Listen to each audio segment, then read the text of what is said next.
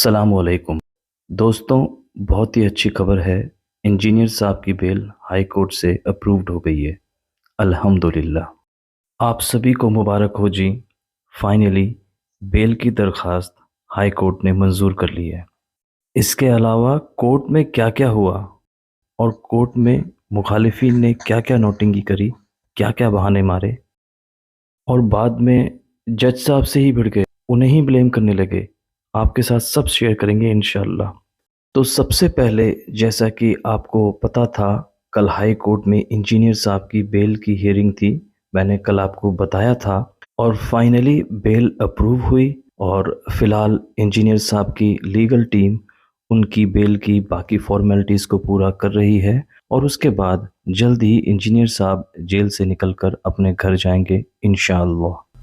अल्लाह ताला इंजीनियर साहब को खैर वाफियत से घर पहुंचाए और वो जल्द से जल्द अपने फैमिली मेम्बर्स से मिले, क्योंकि हकीकत तो ये है कि हम सोच भी नहीं सकते कि उनके फैमिली के लोगों ने ये वक्त कैसे गुजारा होगा और अब उनको कितना सुकून मिला होगा कि बेल अप्रूव हो गई है।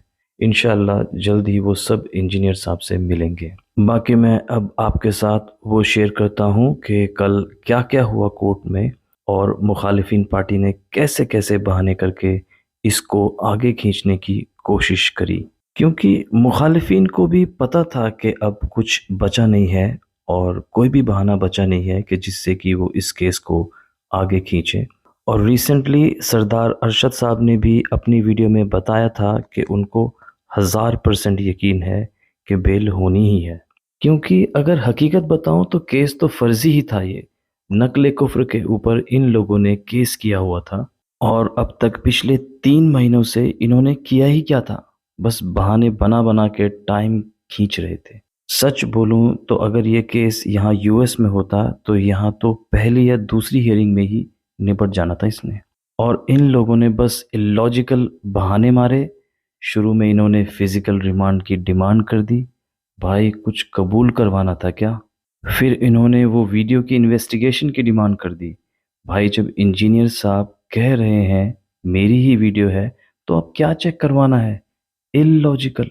फिर बाद में ये नज़रियाती काउंसिल को ले आए, वहाँ के कट्टर फिरका परस्त मौलवियों से फैसला लिखवा के ले आए और फिर कभी कुछ करके खींचते रहे केस को। और जब बाद में कोर्ट ने नज़रियाती काउंसिल का वो फतवा फैसला ही रद्द कर दिया तो कुछ बचा ही नहीं था। तो इन लोगों ने एक और कोशिश करी, कुरान बोर्ड से कुछ मौलवियों से लिखवा के ले आए, लेकिन उसकी कोई वैल्यू थी नहीं, क्योंकि नज़रियाती काउंसिल में तो एफआईए भी इन्वॉल्व रहा, लेकिन कुरान बोर्ड से तो ये खुद ही लिखवा के लाए थे। तो खैर कल इनके पास कुछ था ही नहीं, तो इन्होंने एक बड़ा शातिर गेम खेलने की कोशिश करी। कल पहले हुमैर कादरी जो हैं उन्होंने बोला कि हमारे वकील साहब तो आए नहीं हैं, तो आप आगे की डेट दे दें। लेकिन जज साहब ने साफ मना कर दिया कि आगे की डेट नहीं देंगे, आज ही इसमें आर्गुमेंट्स होंगे और फैसला होगा। और फिर जज साहब ने आधे घंटे का टाइम दे दिया कि अपने वकील को बुला लो। अब उनके वकील थे तो वहीं, लेकिन बहाने कर रहे थे ये लोग। फिर आधे घंटे बाद इनके वकील भी पहुंचे और फिर सेंसलेस आर्गुमेंट्स देके इन्होंने ट्राई किया, लेकिन जब कुछ बात नहीं बनी तो इन्होंने दूसरा गेम खेलने की कोशिश करी कि जी ये 295C का केस है तो इसमें बेल अप्रूव होने से प्रॉब्लम्स हो सकती हैं। तो ये सुन के जज साहब नाराज़ी हो गए। अब पता नहीं ये जज साहब को ही डरा रहे थे या इंजीनियर साहब की लाइफ से रिलेटेड बोल रहे थे, खैर वो तो अल्लाह ही जानता है। तो बहरहाल जब जज साहब ने देखा कि और कुछ आर्गुमेंट्स नहीं हैं तो उन्होंने बेल अप्रूव कर दी। और एक ख़ास बात, कल मैंने चैनल पर 2 पोस्ट डाली थी, एक तो इंजीनियर साहब की बेल की खबर की और दूसरी ये कि अब ये लोग ज़रूर कोर्ट को ब्लेम करेंगे। और कमाल की बात यह है कि वही हुआ बाद में। इन लोगों ने बोला कि कोर्ट का डिसीज़न बायस्ड था और कोर्ट ने हमारी बात नहीं सुनी। अरे भाई आधे घंटे का टाइम दिया कि तुम आओ और अपनी बात रखो, आधे घंटे वेट क्यों किया तुम्हारा। लेकिन सच तो यही है, तुम लोग बस कभी कुछ बहाने मार के केस को खींच रहे थे और जब लास्ट में कल तुम्हारे पास कोई बहाना नहीं बचा था तो तुम लोग जलील हो गए।